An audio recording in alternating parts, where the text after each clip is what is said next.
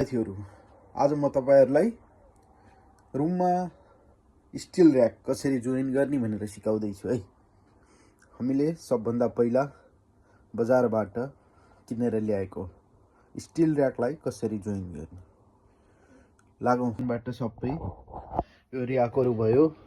यो डन्डी चाहिँ हामीलाई यो 2 4 6 8 वटा डन्डी हुन्छ। यस्तो 8 वटा डन्डी हुन्छन्। अब हामीले 8 वटा डन्डीबाट यो जुन तल कालो यो नट कसेको हुन्छ त्यो 4 वटा डन्डी छुट्याउनु पर्छ।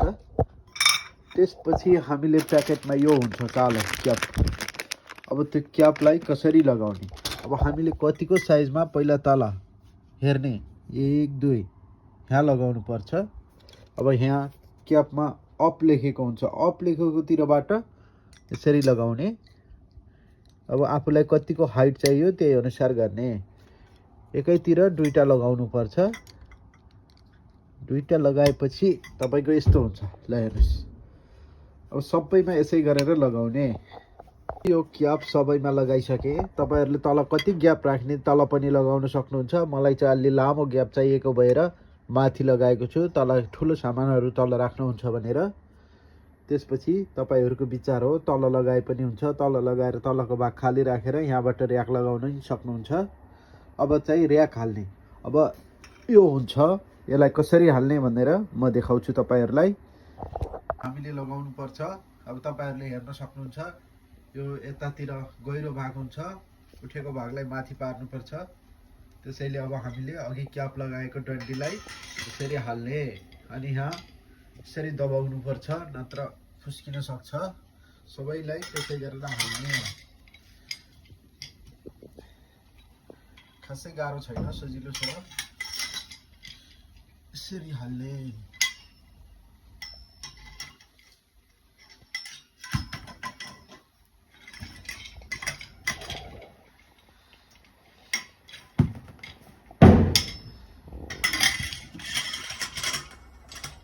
यसलाई ठोक्नु पर्छ हल्का, नत्र फुस्कन सक्छ। हेम्बर भए हेम्बरले ठोक्नुस्। अब एउटा भयो, ठोक्नु पर्छ। यसको चाहिँ यस्तो भाग हुन्छ, यसलाई घुमाउनु मिल्छ। अब सबैलाई जोडौँ।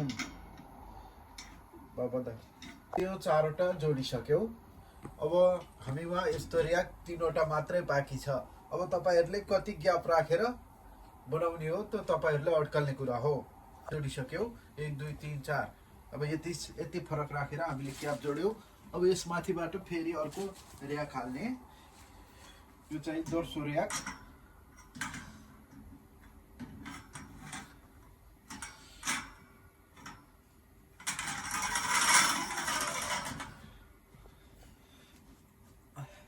अब हामीले तेर्सो तलाको लागि पनि यो क्याप लगाइसक्यौ।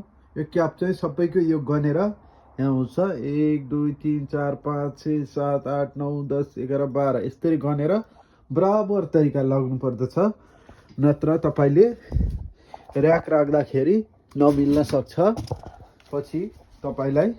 अब त्यसपछि यसमा क्याप र्याक हाल्ने। यसरी र्याक हाल्नु पर्छ। तपाईको तेर्सो भयो। अब मैले चाहिँ माथिको चाहिँ अब सबैभन्दा सिरानमा अर्को र्याक राख्ने छु। अब त्यसपछि लास्टमा चाहिँ मैले माथि नै टुप्पोमा लगाएको छु क्याप। अब टुप्पोमा मलाई चाहिँ माथि चाहिएको छ। तपाईहरुले चाहियो भने ग्याप राख्न पनि सक्नुहुन्छ। अब लास्टको लागि तपाईहरुले यसरी हाल्न सक्नुहुन्छ।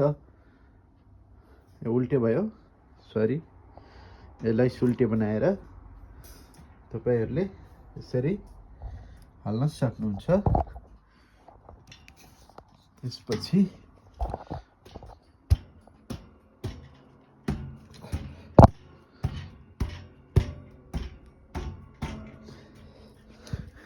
हल्का रूपमा तपाईले प्रेसर दिन।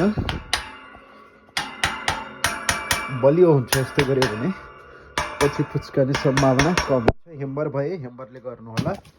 अब ल हेर्नुस्, र्याक जोड्ने तरिका यसरी हो। अब तपाईहरुलाई यता हुइल पनि दिएको हुन्छ लास्टमा। यो कालो छ त्यसलाई घुमाएर फुकाल्न मिल्छ। यदि तपाईँहरू हुइल राख्न सक्नुहुन्छ भने त्यसलाई निकाल्न पनि सक्नुहुन्छ र हुइल लगाउन सक्नुहुन्छ। हस् त, धन्यवाद। मैले चाहिँ हुइल जोडेर पनि देखाउँछु। तपाईँहरू पहिला यसलाई फुकाल्नुहोस्। यसलाई फुकालिसकेपछि हुइल जोड्नुपर्छ। अब हुइल जोड्नको लागि तपाईँहरूले यो सानो नट हुन्छ त्यसलाई घुमाउँदै लैजानुपर्छ। तपाईँहरूले जति छिटो घुमायो यो त्यति छिटो जान्छ। त्यसैले यो घुमाउँदै तपाईँहरू हुइल जोड्न सक्नुहुन्छ।